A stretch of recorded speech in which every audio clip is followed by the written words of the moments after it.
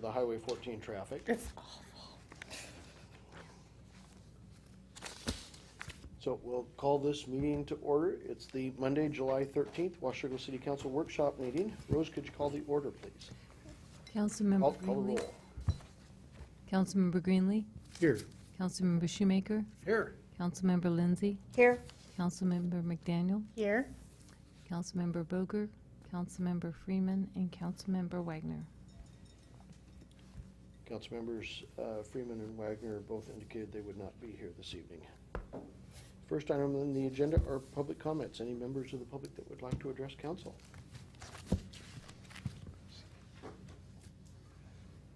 Okay, not your only opportunity.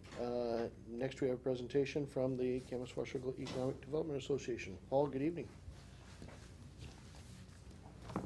Thank you, Mayor Guard. Thank you, City Council. Just like to start by thanking each of you for your continued support in our Economic Development Association. We've had a lot of successes. As you'll see, we've met some of the 5-year benchmarks that we had set early back when we created the organization. And what I want to talk about today is kind of just touch upon some of the things that we've hit over the last year, and then where are we headed going into the rest of this year and into the, hopefully into the next 5 years as well. So the 5 items that I'll touch upon, multitask here, are marketing, planning and outreach. I'll just barely touch upon general economic conditions. Most of you have heard this. That's the same old, same old. Business development, what have we been working on? What are we currently working on? And then our current activities as well. Thank you, Trevor. Yep. Okay, last year we completed an entire redesign of our CWEDA website. What we were able to do was to include a property and building inventory. We're in the process of updating the property inventory right now. I've got Renee Carroll, who works with us, going through and updating that. She's met with the port. She'll be meeting with both cities this week, and our hope is get that inventory updated and onto our website, as well as to help inform those that are doing some of the countywide comp planning process. So we'll be able to do the ground truthing ourselves, which should help inform the countywide process as well as our local processes. Many times what we've seen through many of these ad hoc committees is they think they have it right and they don't, and then we spend a lot of time going back and forth about what is true, and so we just figured let's just start at the beginning, and then they can help ground truth with us if they think we've missed something. We continue to nurture our partnerships with regional brokers, different associations, the Port, CRDC, Impact Washington, Southwest Washington Workforce Development Council. Each of these play a critical component in helping us serve the business community. It can be from everything from helping to give referrals for businesses that need assistance or may not know of some of the programs that we're aware of. It can help with hiring. It can also help with, especially organizations like Impact Washington and Innovate Washington. Many times they have grant processes that take matching dollars on behalf of the company, but they're able to kind of look at how they do business and make some refinements. One of the big players in our area that's made use of those programs is like Linear Technology. They were able to go through and streamline how they handled their inventory and take some of those lessons that they've learned and use that back at corporate down in California. So it's been a great program. We've received a lot of press from local, regional, and national news organizations. We try to leverage our success and to draw more visibility to the area. A great example is the endeavor we undertook last year with New Market tax credits. That helped heighten the visibility of the port and has actually led to an increase in inquiries for port available properties. And you'll see some of those fruits start to bear out this summer. We've got 2 new buildings that'll be under construction this summer, which is fantastic. And again, if the port was here, I would continue to say we need more buildings, because before they've even broken ground on this newest building, they only have like 5,000 square feet left. And I may have someone for that. So it's a continuing problem, a good problem to have. But that's why we've spent the last 18 months reaching out with different investors, developers, to try to create more of a pipeline of projects and availability for space. Planning and outreach, we continue to work on incentive programs. For example, Camas wanted to look at how they could create more housing within their downtown to help support their commercial downtown core, how to reinvigorate underutilized properties in their downtown. And so one of the things they did this last year was they adopted a property tax abatement program. And essentially what it does is if you have a piece of property, you still continue to pay the taxes that you're paying today, but any improvements that are made to that have a commercial component, commercial retail component, and housing, then those properties get 8 to 12 years of property tax abatement. And 8 years is if it's market rate. The longer one is if it's more affordable type of housing product. Because of the support that we received from both cities and the port, we were able to create a community development entity. We were able to file an application for new market tax credits. As you're aware, we did not receive funding for our projects this time around. Our governing board has made it their top priority for us to refile our application. We are going to carry a greater depth of projects, in particular because the 30,000 square foot industrial building, the port's building, the 25,000 square foot, a little bit smaller, but that one's coming off the table as they start constructing in that.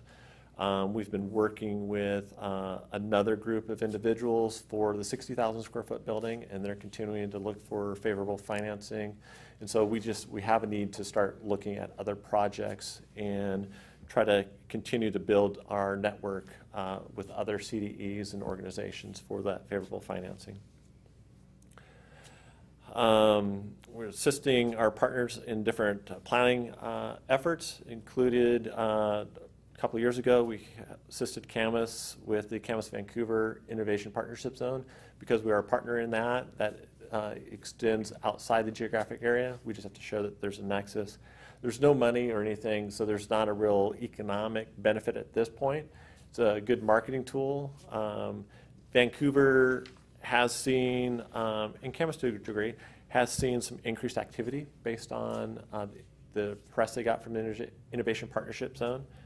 My understanding is the number of software companies or software-related companies around the downtown Vancouver area has tripled.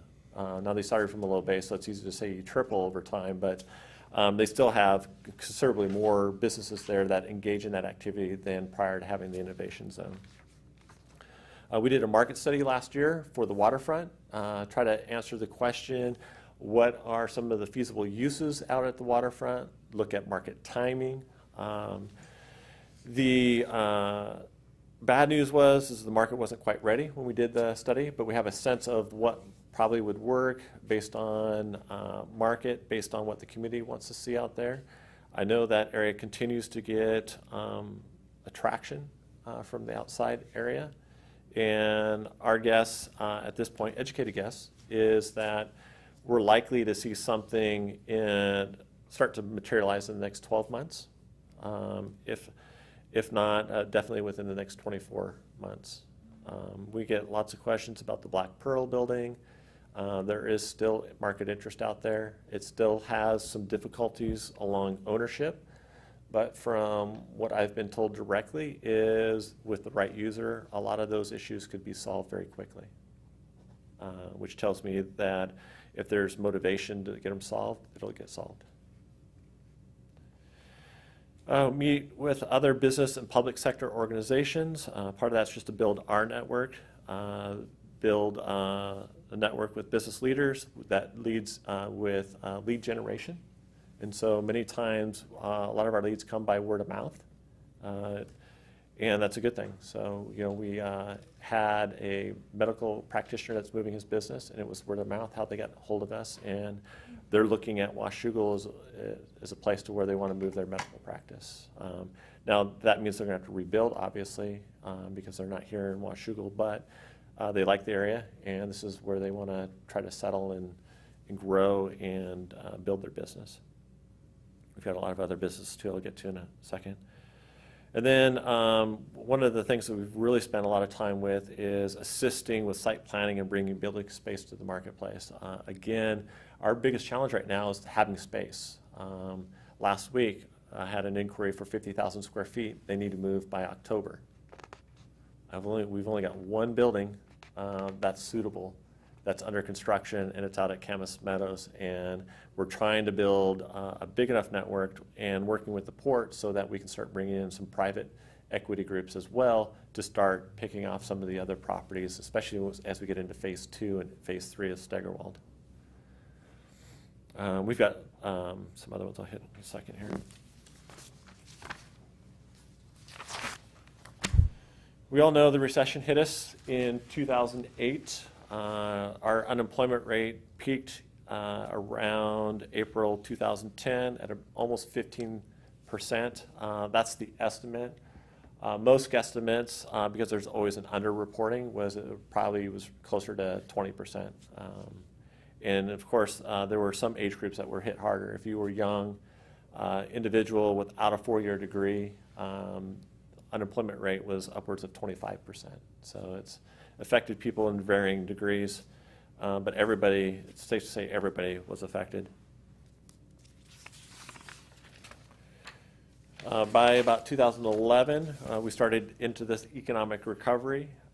During the recession, the county and the region lost 5% of its job base overnight. By 2011, we started adding in jobs. We started this economic recovery, and it's been a steady recovery in terms of the county and the region. Now, every jurisdiction's recovery has been different. Might as well just jump into the next slide. I don't want to spend a lot of time on these. For Camas, it was very short-lived, although there's been some companies that have moved jobs out of the community into other areas, such as the HSA building. They moved, at one point they had 100 employees. When they decided to move their job functions, they were down to about 50, 60 jobs. And what they decided to do is move that whole activity back to Japan. And so late fall into this winter, and just as of this spring, that building and the assets are in the process of being sold. And so I know the property and the building itself are under contract and likely to close in the next 2 weeks. And a very fast timeline on that. We've had a lot of companies interested in that building, and so we're waiting to see what the building owner wants to do with it. Our guess is they're going to clean it up and then try to make it available to the general public, which it'll solve a short-term issue of having space until we get some more development underway. With Washougal, you lost 3 times as much as everybody else on a percentage base. It was almost 500 jobs that were lost here within this community. We've only made up half those job losses, and so that's one of the reasons we're able to use New Market Tax Credits and other things, other tools out there. I would say that it's not that economic recovery is not happening here, it's just lagging behind because you had such a huge deficit to make up. Let's go to the next slide. Is that because so many of the jobs are construction jobs? It was construction, and then it was traditional jobs where they were, if you take like the St. Gobain Union Carbide site, it was a business function that was okay when times were good, but then they decided to recapture those jobs back, I believe it's back in Chicago or somewhere in that realm of the Midwest.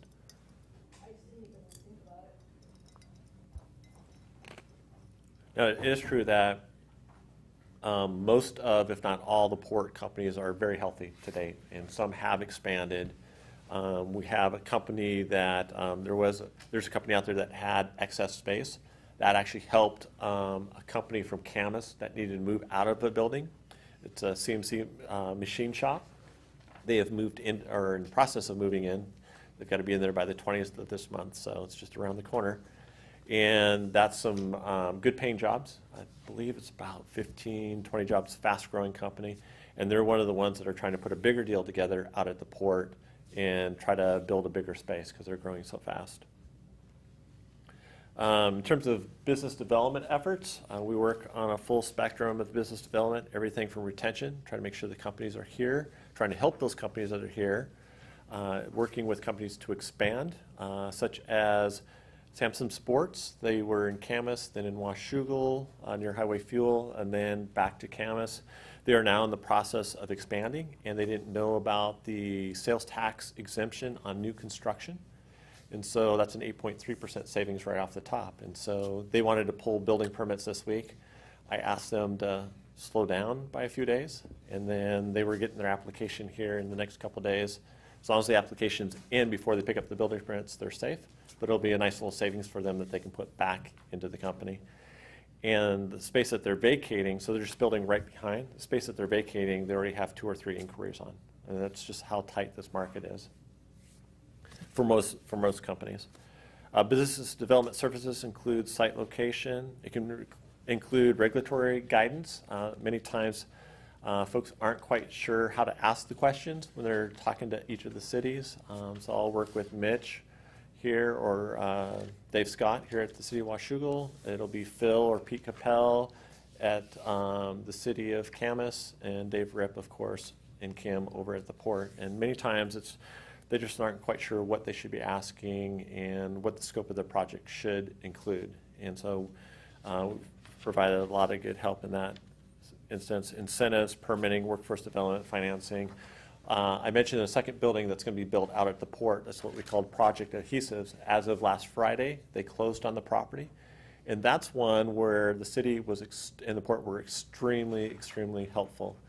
They had a piece of property tied up in a city to the west of us, and it's their current location. They needed to expand, but when they went and talked to that city, they got a laundry list of things that they would have to do. They got a pretty hefty price tag, and there was a lot of uncertainty whether or not they would be shoehorned into an existing zone that they already located in. And so that sent up a lot of red flags. After their first meeting with the port and the city, they quickly decided to let go of the option of the site that they had in that community and quickly optioned property out at the port. And they're purchasing enough property to not only build their current facility, which I'm led to believe is around 30,000 square feet, but also enough space to expand over time. And one of the business owners lives here in the community, so it's great to see local entrepreneurs be able to locate their business here in their own backyard. I shouldn't ask what that city to the west is. No, you probably shouldn't. Okay. They might sign your paycheck.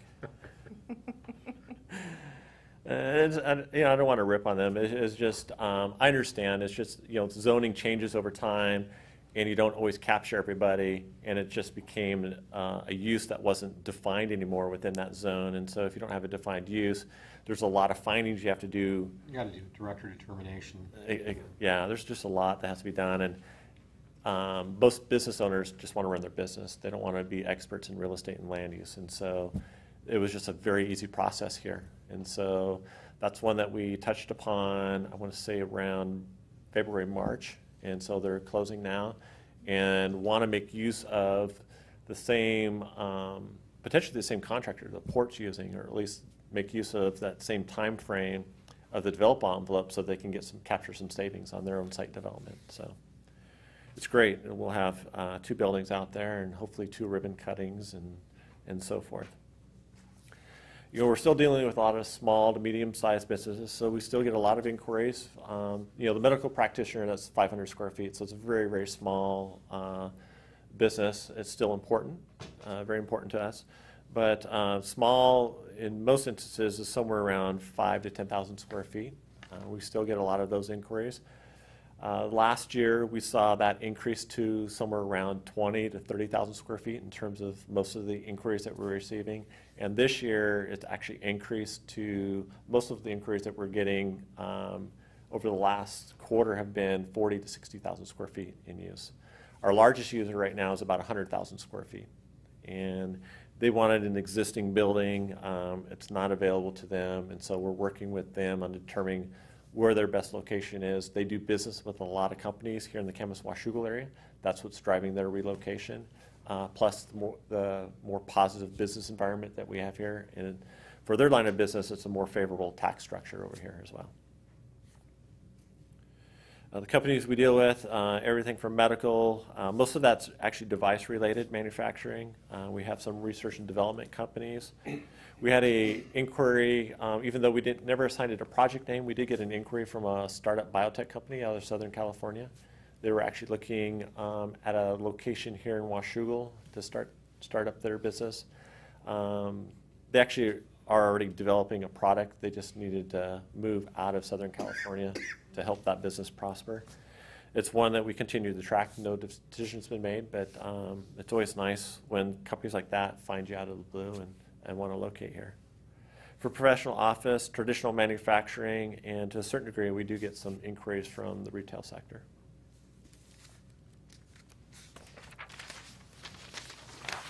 So these stats here are as the end of 2014. We hired Eric Hovey and company again to complete an analysis of how are we doing, how does that translate into jobs, wages, business income, as well as local tax benefit back to the local jurisdictions. We've completed 21 projects as of the end of 2014. We had 4 that were currently still underway. At that time, we only had about 9 active projects. That's increased to at least a couple dozen now. Again, that doesn't include entities or organizations that make that initial inquiry, and then we may not hear from them for a few months. Sometimes, like one of the large companies we were dealing with last Thursday and Friday, this was the 3rd visit here from the East Coast, and at this time, they brought 8 executives with them. And so you always like to see when they start bringing extended family members, i.e. the other spouse, to do some shopping for housing. And when they start bringing in extended executives, it means they really want to make an investment here. There's no other reason to bring 8 executives plus a couple of wives. We had 5 projects that were dormant, and then we had 20 projects that just kind of came and went and nothing transpired. We still track those because we have had some companies that have resurfaced after a couple of years and said, hey, you know what? We didn't make a move back in 2010, but hey, we're looking again and we want to see what you have available. And we had one of those towards the end of last year. After talking with the business owner, they really wanted to move their company here, but they had to weigh that against the fact that they also wanted to retire in 2 years. And so it made no sense to take on that business expense and decrease their bottom line if they're really going to try to sell their business in a couple of years.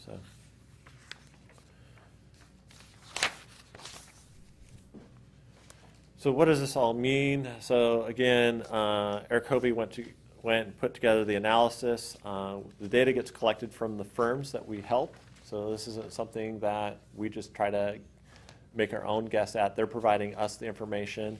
And then Eric uses InPlan, which is an input-output model for looking at what are some of the spin-off effects, how does that affect the local economy. Based on his estimates, our efforts have led to just over 1,400 new jobs, an average wage of $71,000, almost $72,000. That's well above the countywide average, which sits somewhere around $50,000. Direct revenue benefits back to the local jurisdictions. E.D. Hovey and Company estimated that the direct benefits back to the local jurisdictions have been about $2.8 million. Now that's cumulative, so that's not on an annual basis. Some of those revenue streams are annual. Some of those are one-time shots because of new construction, permitting, and so forth. So what are we doing right now? $64 question. As of this month, we kicked off our 5-year strategic plan. What we've asked John White and Eric Hovey to do is each of the 3 jurisdictions have put together a list of stakeholders. We're going through that list right now and interviewing individuals that operate within the Camas-Washougal area. We're also interviewing and soliciting help from those that are from the outside that are looking in. So we aren't just always looking internal to ourselves, but we're also taking a look at how others perceive us. And so they will be completing that during this summer. They will have it done by early to mid-fall. So my hope is that they'll have that completed by September, the end of September. That will produce an action plan for CWIDA which will tell us what we should be working on over the next 5 years and how we should be interacting with other organizations. For instance, both cities have a downtown organization, and what we want to do is work with them in partnership and be collaborative with them. And so part of our process is to be contacting them, seeing what some of their endeavors are, what they want to do, and how we might be of most help to them. Not try to take anything from them, but be helpful to them. And I think that's probably how we can be most effective as an organization. Continue to work with the CDE board. Again, we're going to file a new application, have another list of projects, probably have a larger pipeline of projects. Start to look at some of those that have been inquiring within the port, but aren't quite ready, but could be ready by next May and next June when that announcement's made. Continue to build our network. We've got a pretty extensive network of other CDEs based on different conferences and connections that we've developed. We're developing relationships with some of the larger entities, some of the larger banking institutions. This last go-around, there was only one entity located within the whole state of Washington and Oregon that got funded. And we're in the process of setting up a really close relationship with them and having them assist us on the new application that we filed this fall to try to increase our odds at getting an allocation. How many applied from Northwest?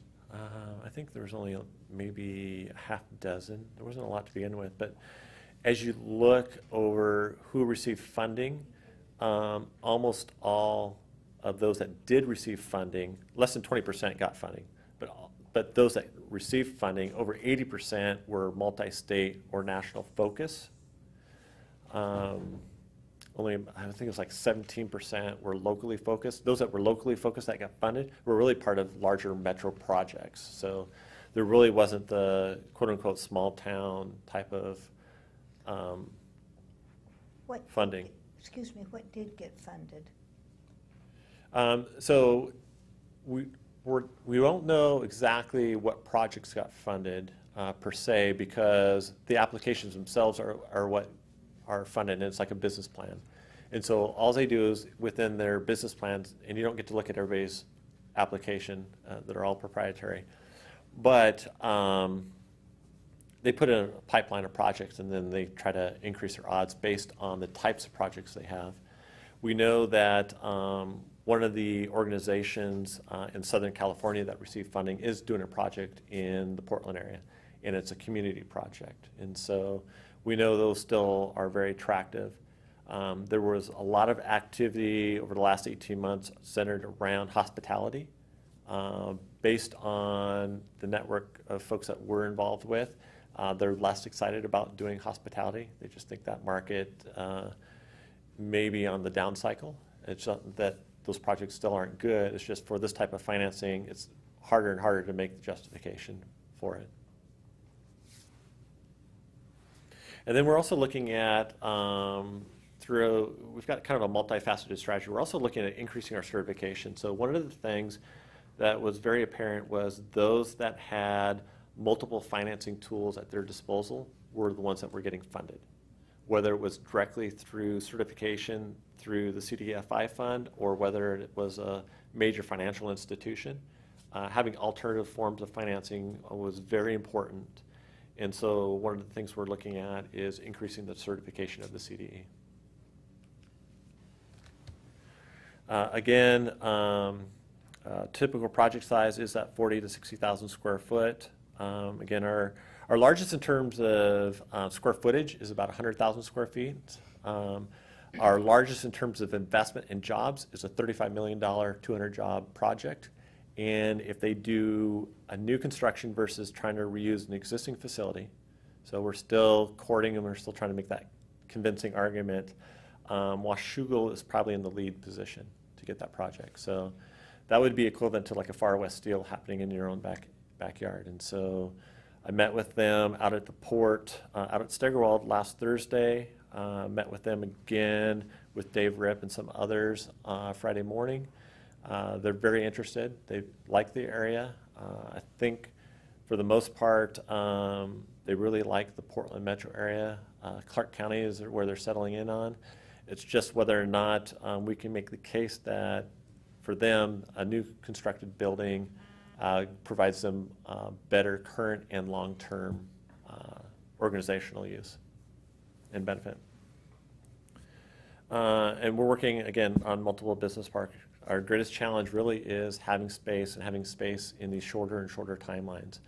And so even though, you know, Matt Olson is building a 80,000 square foot building, that's a pretty big building. The Port of Vancouver is building a 100,000 square foot spec building right now. And so you can see he's on par with a port that's got some major resources. We're working with him, may have a tenant that could take that space, and then he would definitely construct the next building. And so I was talking with him last week about building a bigger building because we just can't get space fast enough. And with that, I'll stop. I'm sure you have quite a few questions. We'll go ahead and entertain questions.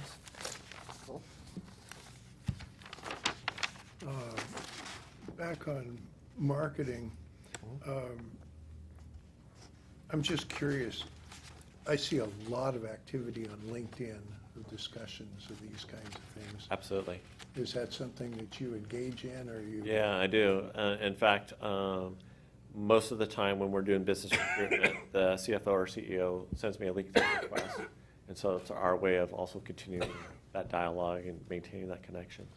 And how about, they keep changing the name, Greater Portland Inc., is that still the right name? That's still the right name. Is that a useful relationship or not so much? It is from a regional recruitment perspective, but what I try to let everyone know, when you're actually recruiting the actual business, then everybody's fighting for that business, right? Right. It's the same dilemma that CRDC gets into, Right. to a certain degree, the same dilemma we get into. We're always trying to market our geographic area, but we also have to be mindful, especially on a regional level, that we're all still vying for that same business. So from a cooperative standpoint, especially when we're looking at workforce development grants and some of those other things, those are done on a regional basis.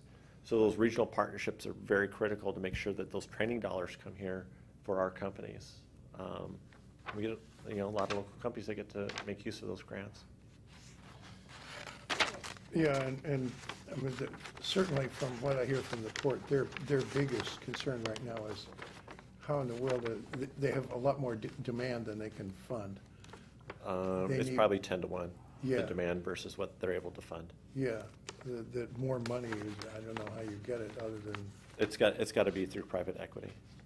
And luckily, we have a port that's flexible enough in terms of terms, in terms of working with that private sector. Now, obviously, they've got to get a return on their investment. They've got dollars that are sunk into this property, so they can't give stuff away. no. But the fact that they're willing to sell, do a land lease, do a build-to-suit, all those options, there's you can't say that about every port, and so that's a definite benefit that we have here, and a reason why we've seen increased activity over the last 12 months out at Steigerwald. At one point, there was a discussion of virtual buildings, Yeah. basically permitting a building that you, in a way that you could really kind of short-circuit even more the permit process. Is that still an interesting idea, or are we sufficiently agile that it's not worth the trouble, or? I think it's multiple things. One is definitely we're agile enough that those that have timelines that support new construction, i.e. if you're willing to wait 6 to 9 months, we can meet those timelines. There's no reason why both jurisdictions can't do that.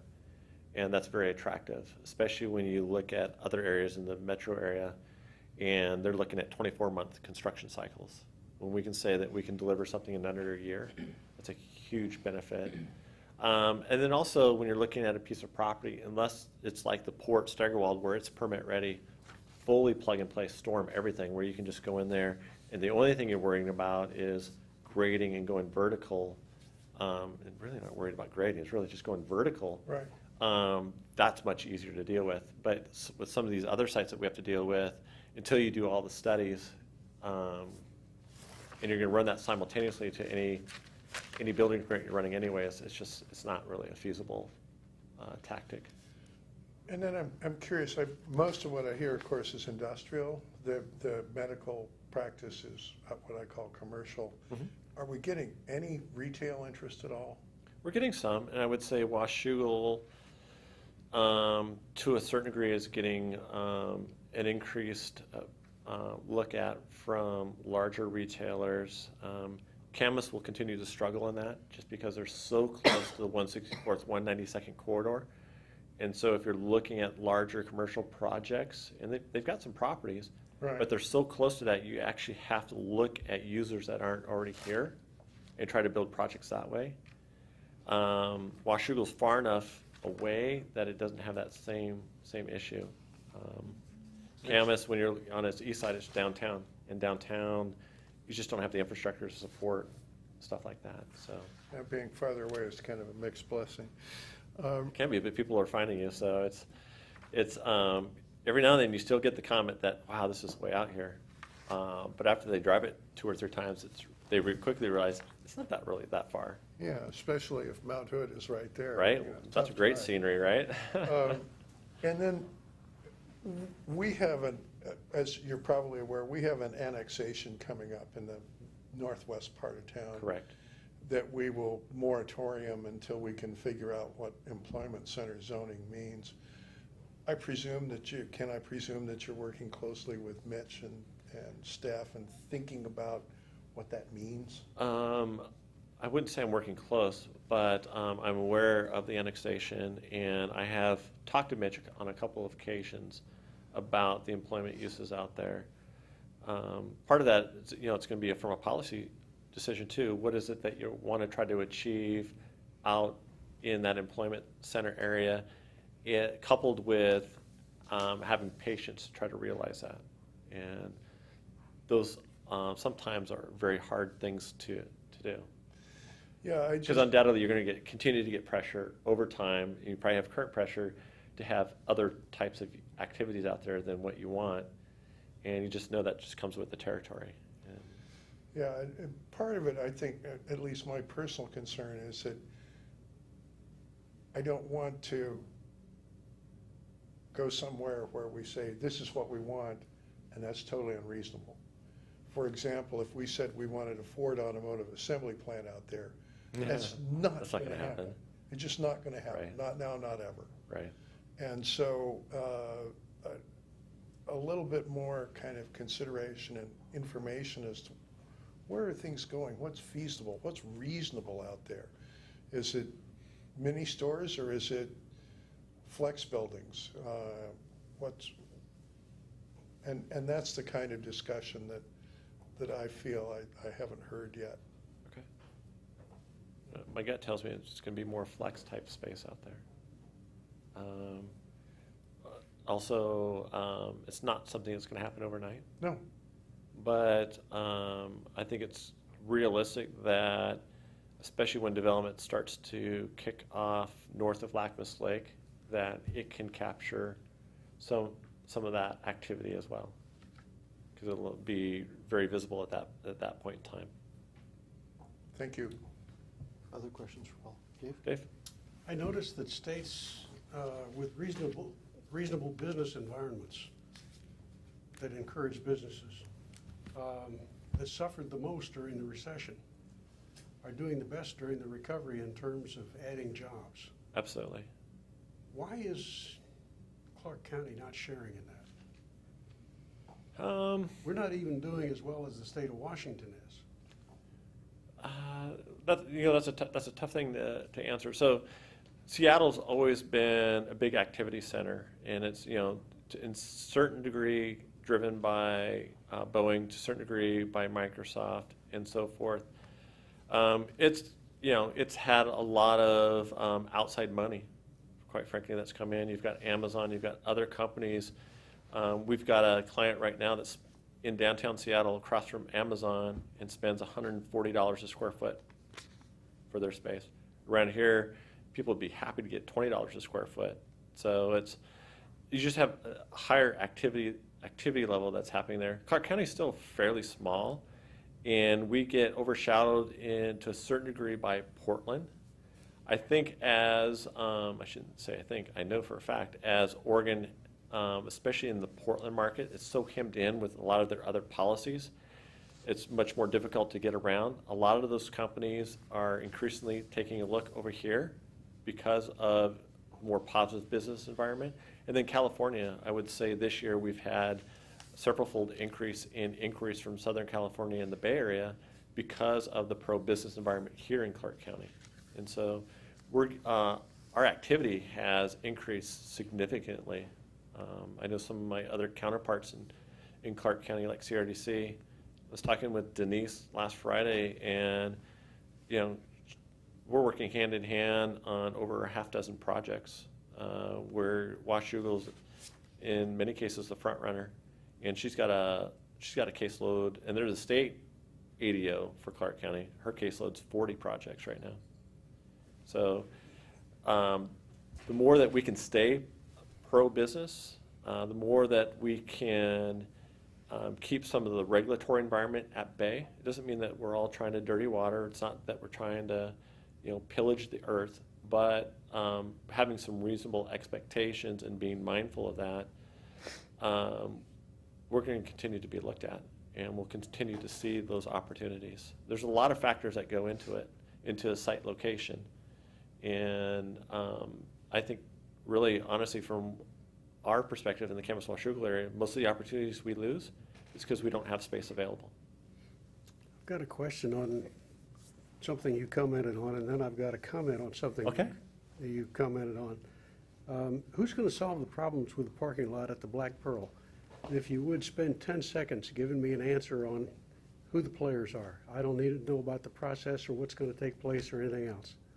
So there was a group of individuals. I'm not sure that they want to be identified at this point, but I can tell you currently there's a group of individuals that approached the port. They have some private equity dollars, and they were looking at a public-private partnership. Okay. What they were told was you need to put together a business plan to show that if you're going to propose a business venture, that it needs to be feasible, not just from a market, but a financial standpoint, to show that whatever value is chosen for that property and ends up being amortized in debt can be supported. And so that group right now is in the process of putting together their business plan. And I know they're hopeful of having that completed by the end of summer. You mentioned that the allocations coming from the federal government tend to focus on regional and Multi-state and national, yeah. multi-state, national, that sort of thing. The Obama administration is focused on strengthening regional government over local government. That's their emphasis. They don't want to hear from the locals. Their current awards appear to be, give them credit, they're right in line with their focus. How does that augur for us in terms of the possibility of getting an allocation in the future?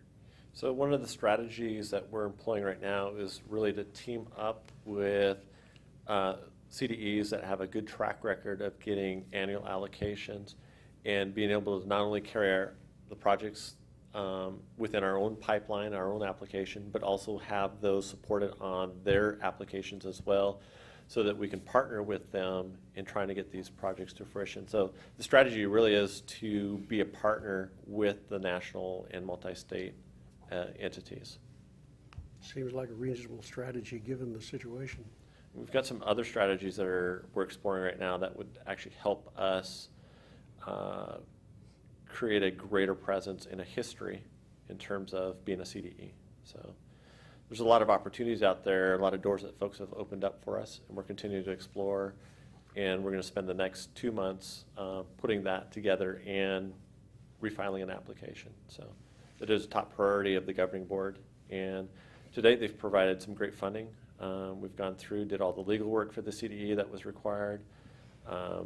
They've helped funded a website that we're hopeful that will get turned on here in the near future. And they've put together provided some other sources of funding to help us be an entity and survive and go forward in terms of the new application and so forth. So, Thank you. Other questions? if you get questions, feel free to ask anytime. Try to make myself available. And we truly appreciate the support that we get from the city of Washougal, the support we get from the port, and the support that we get from the city of Camas. I mean, without all three jurisdictions, we wouldn't be able to do this job, and we wouldn't be the talk of the town. We get a lot of folks looking out here, and I think over the next 24 months, especially after we get the strategic plan put together, we'll be in a prime position. So, thank you. I have one, Sure. probably a really short question, because you just barely Absolutely. touched on it during your presentation. But you said retail was a very small percentage of what you do. Of what we're doing, that's mostly because of most of the, it's a result of the inquiries that we're getting. There's a lot of inquiries from manufacturer or basic sector companies that are just, they're not enamored with the location that they're at right now. And so they want to move. The company that we were dealing with on Thursday and Friday, it's actually an expansion. So they're going to keep their current location on the East Coast.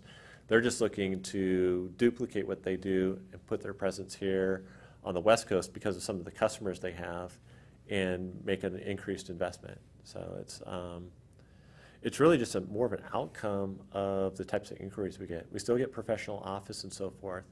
And so that's part of the reason we want to go through the strategic planning process, not just because it's a requirement, but to look at how we might be able to further both downtown associations and their quests on trying to bring retail and so forth.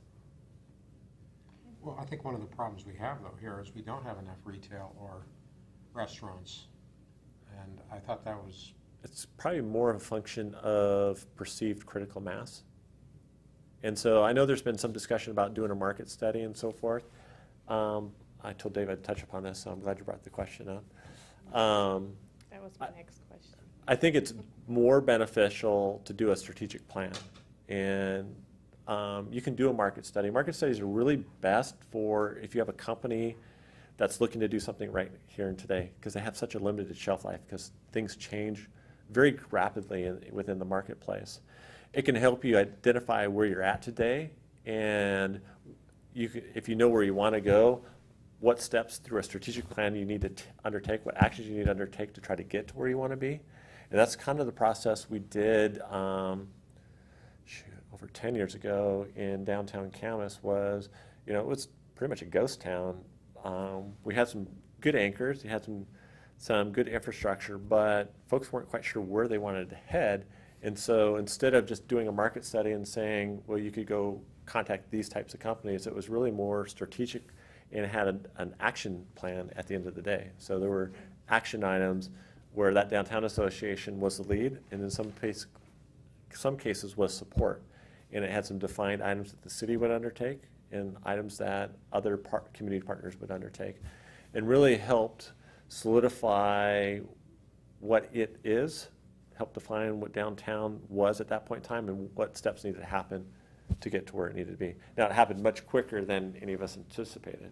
I'd be the first to say I never expected it to happen that fast and to the degree that it happened. But I think if you think more strategic and think about the actions that you need to undertake to get to where you want to be, that's probably a better use of dollars than just doing a market study. Because I don't think a market study is going to tell you anything different than what we found out with the waterfront or what we found out in other things. And we can make all those studies available if you decide to do a strategic plan. With the port, we were a partner with the port and Killeen Pacific in doing that market study for the waterfront. Quita could definitely be a partner in that. I think that's something that the board would be willing to undertake. But my professional opinion really is be strategic and do a strategic plan versus just doing a market study. Hope that's Okay. responsive. Yes, it is. Any other questions, comments? All right. Paul, thank you. Thank you. Thank See my you kids very before they fly off to the East Coast. Thank you. Trevor, you've got a couple items for us. Thanks. I do. First, we'll be talking about the lease agreement, proposed lease agreement with Verizon. And then second on the agenda, the draft solid waste interlocal agreement with Clark County.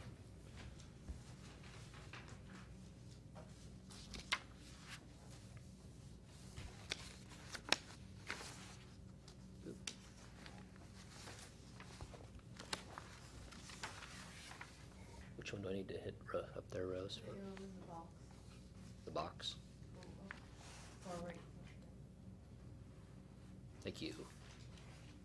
So we've been working back and forth with Verizon Corporate for about a year in regards to negotiating a lease agreement.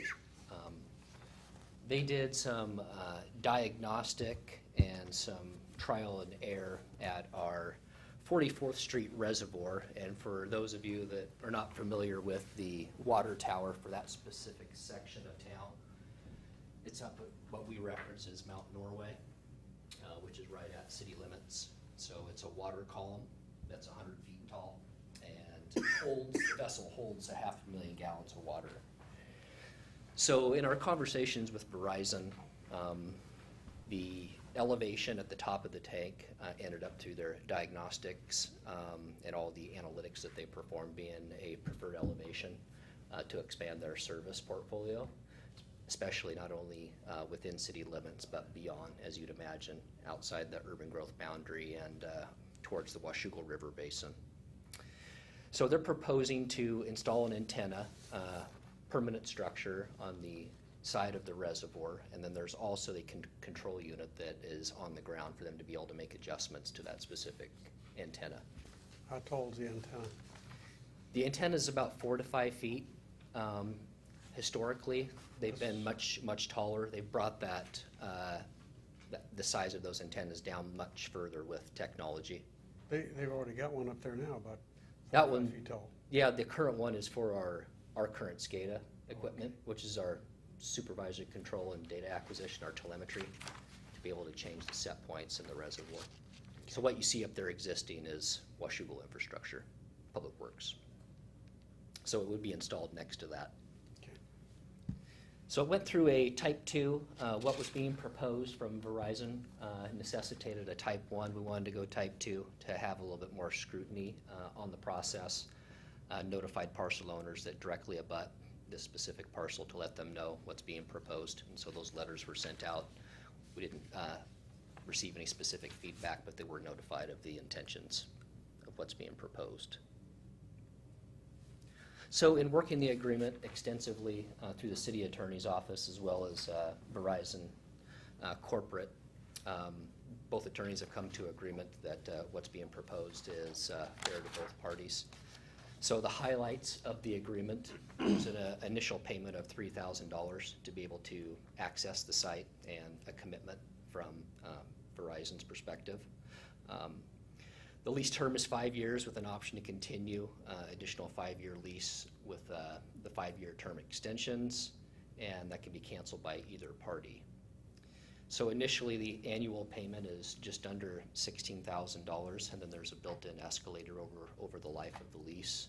Continues to uptick through that 5-year term, sunsetting just south of $30,000 annually in the 5th year. Excuse me, Trevor. Yeah.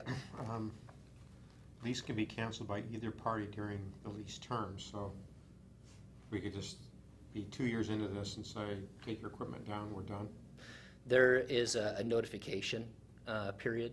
I believe it's a 90-day. I'd have to look at Is that. that all? Yeah. Because I've actually negotiated this lease for city to the west with Verizon, and they pushed back on that quite a bit. They wanted to be assured that they could have the Flexibility to be able to keep it change. there, yeah. And I think we ended up giving them 6 months. 180. Yeah. It might be a 180. I Yeah. thought what comes to mind is a 90, but it might be double that. I can look into that. And we got 17,000 and some change. I shouldn't say we, but might have the capacity. We got 17,000 and some change on the Yeah. payment.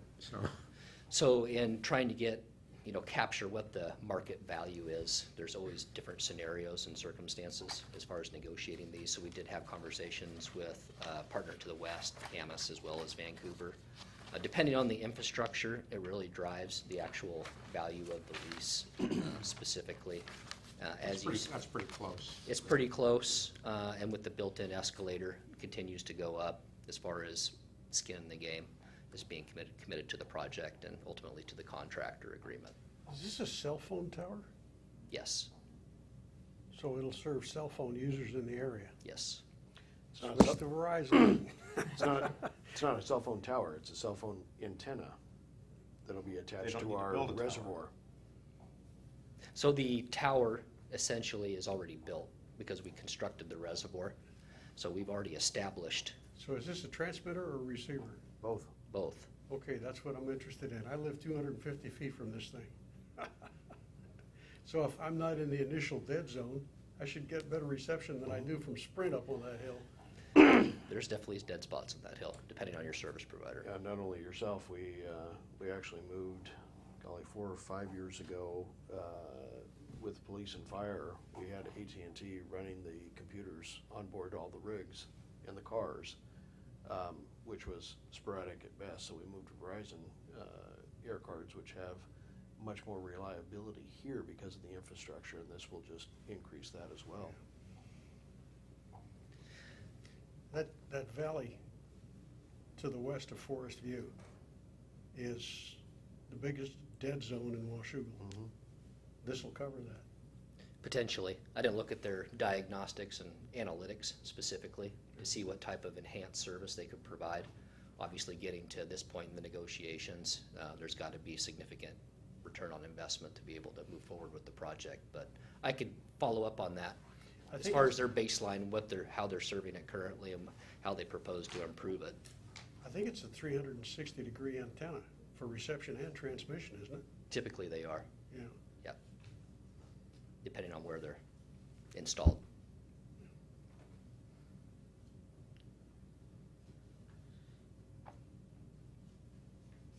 So again, we worked through operations staff, water utility staff, just making sure that what was being proposed was not going to be cost prohibitive when we need to do maintenance on our reservoirs, when we do inspections, specifically on the exterior, even though we do inspections on the interior as well.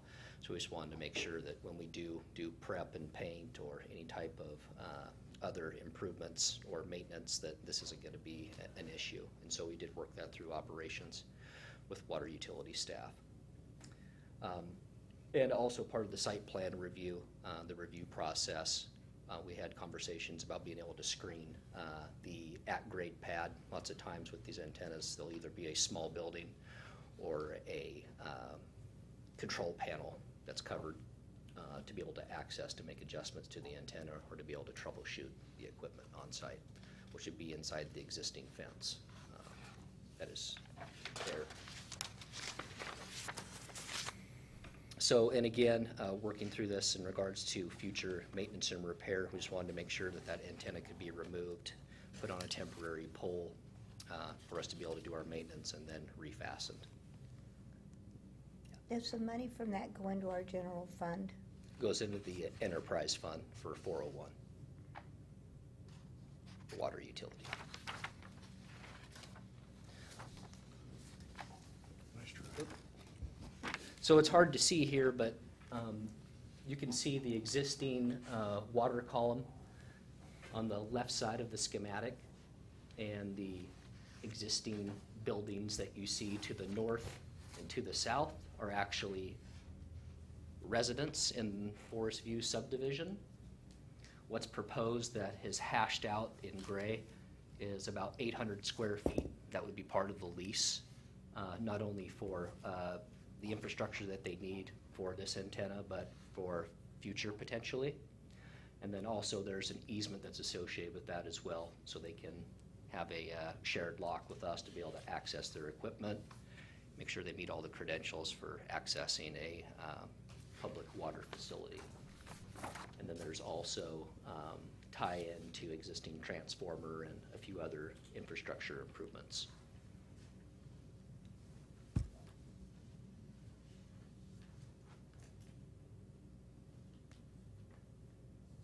So really the last slide is just questions at this point. And again, I don't mean to talk shop with you too much. No, that's but, in Vancouver, they did a license agreement, not a lease agreement. And that's for a couple of reasons. One, you might have a subdivision issue of land because you're not going through a subdivision process here, because you can't leases apply to, if you divide a piece of property through a lease, that's a subdivision under the RCWs. And from my non-lawyer colleagues here, licenses are different from leases. License is think of a hotel room, that's a license. An apartment's a lease, because in a lease, you basically have the right to exclude the world from your property. A license, you have the right to use it, but you don't have the right to exclude anybody. And so, and that's the other reason we did it, is because license is, we have more control with a license. We always have the right to enter and deal with the situation, even take it down if there's a public emergency to do that. Right. And I hope we have that in the lease agreement at least. But is there any consideration of using a license agreement instead? I can loop back and just fully vet that with our city engineer. He worked this with our city attorney's office in Verizon to see if that was a consideration as far as utilizing the license framework rather than lease. I can get back to you on that. All right. Other questions? How soon? Trevor, Yeah. how soon? This would be on consent agenda for council consideration on the 27th. It's made its way through legal review for both parties. Short of a few follow-up items, it would be up for 27th consideration. How soon after we agree will they implement? Going to construction, depending on Verizon's scheduling, most likely within 30 business days, Okay. unless otherwise stipulated inside the lease agreement. Thanks. Fairly fast track after getting to this point, and if it is fully executed, fairly low impact on site for what's being proposed. That's going to help a lot of cell phone users in Washougal who live in dead zones now, but also those who are using Verizon on the street out here, because Verizon has better reception than all the other outfits. Yeah. Okay. All right. Solid waste interlocal? Okay.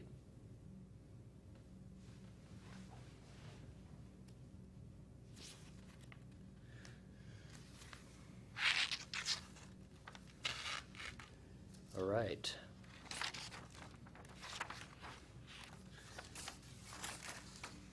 So on May 26th, we discussed the comprehensive solid waste management plan at a high level, what the county was accomplishing with their update and amendments that they needed to accomplish in accordance with RCWs. On June 8th, council adopted the comprehensive solid waste management plan offered by Clark County, and that was via resolution. At that time, we had talked about adopting via resolution, and at a later date, we'd bring the interlocal agreement with some more details in regards to the partnership with the county. So tonight, just a refresher on the current interlocal agreement, what's being proposed, and then the next steps as we move forward.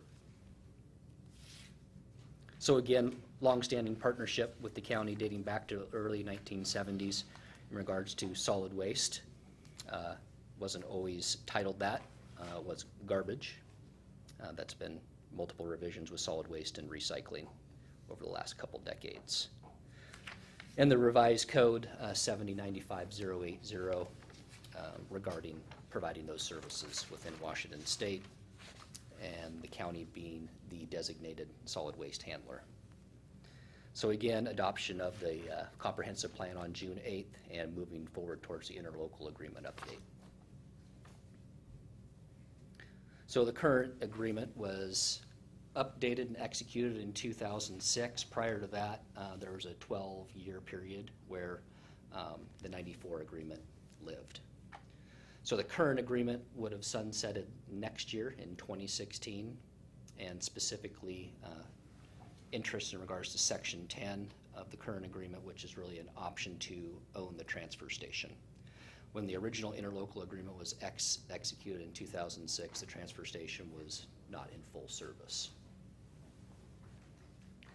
And we currently hold a separate contract with Waste Connections. So the proposed update they had some statutes that have been revised and needed to be updated and referenced inside of the ILA.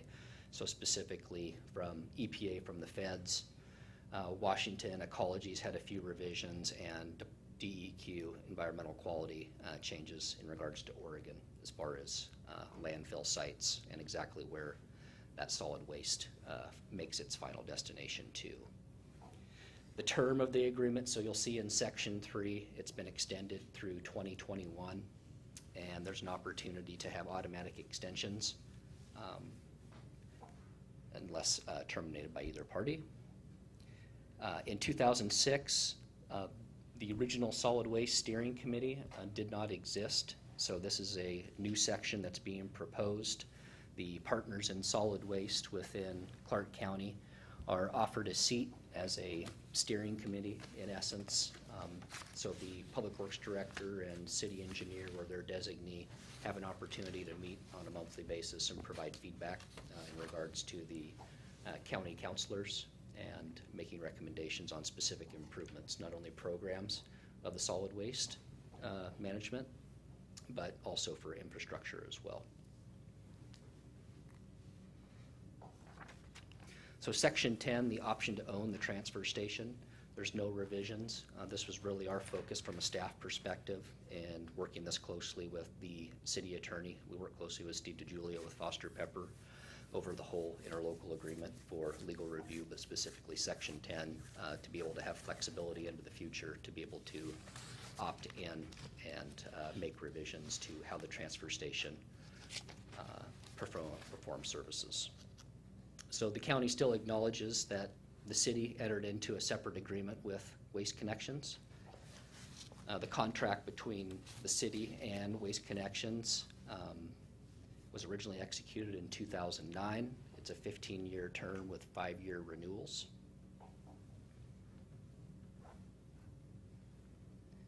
And in regards to the next steps, this would also be placed on consent agenda for council consideration on July 27th.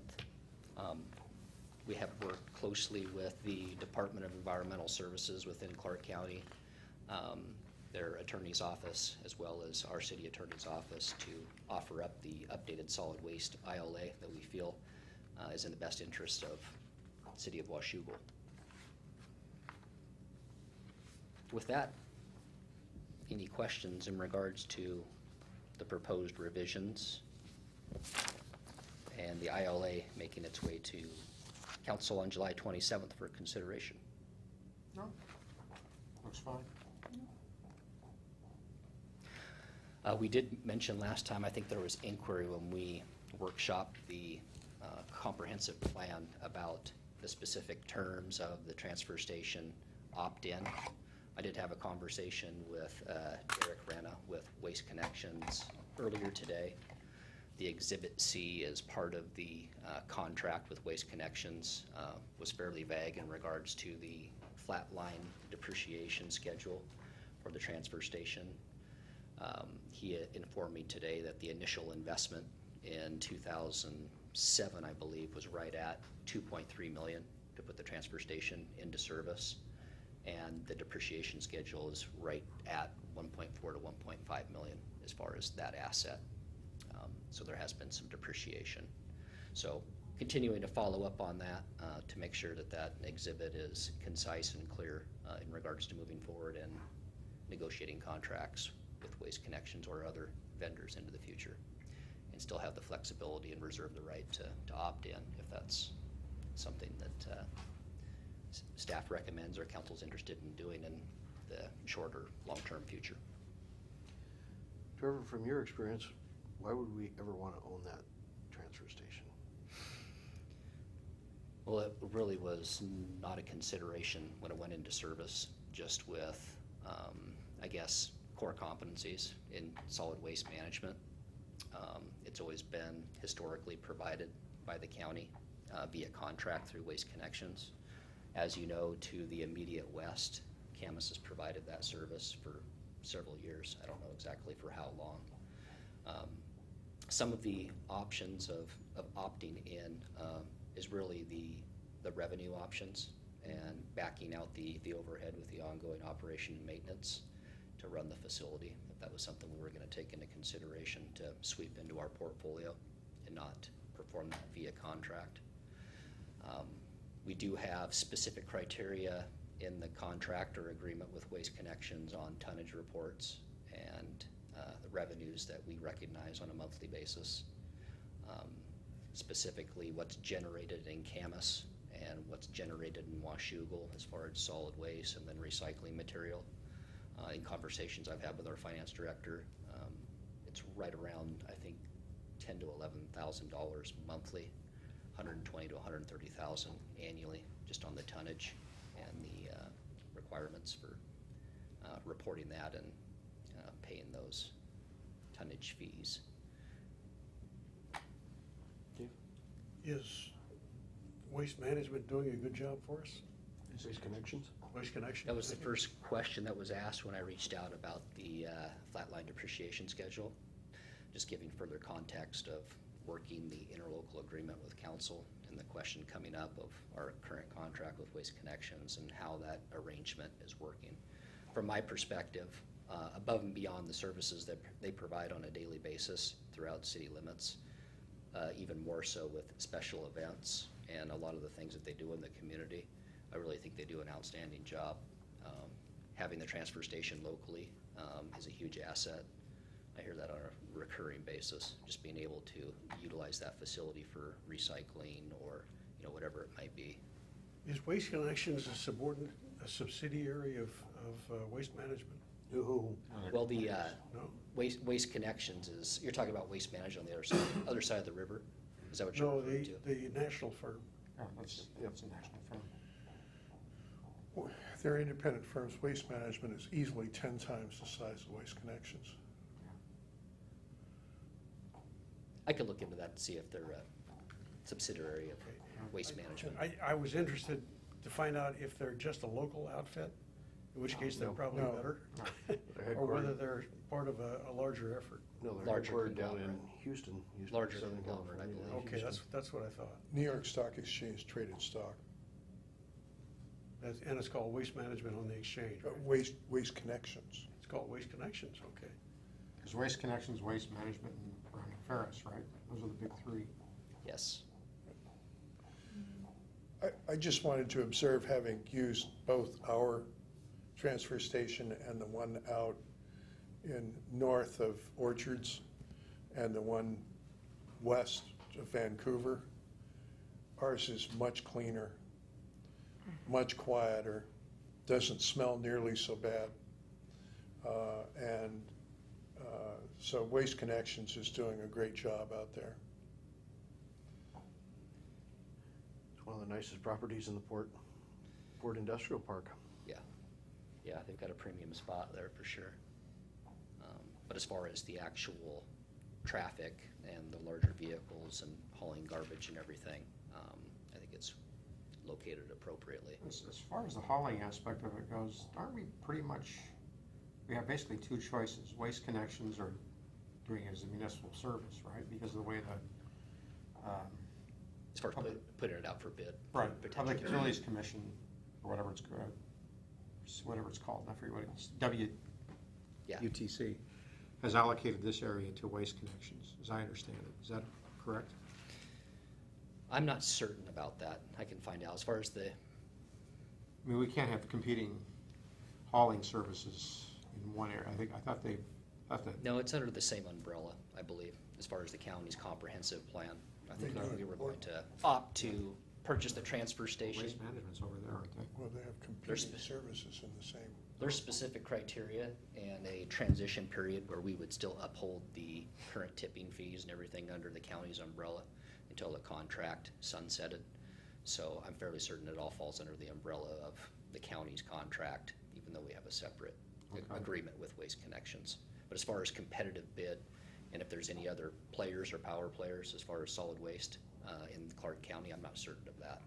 I thought this came up before, and I thought we were basically, those are the two choices. And it's really not worth it to set up a municipal waste hauling. I believe that's accurate, Yeah, but I can follow up to be certain. okay. Any other questions for Trevor? Thank you. We are now at that second opportunity for public comments, if anyone would like to comment, council. Okay, I have nothing for you at this time. Anything from council members?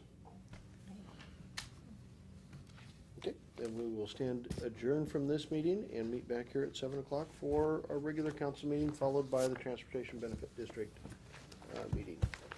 Okay.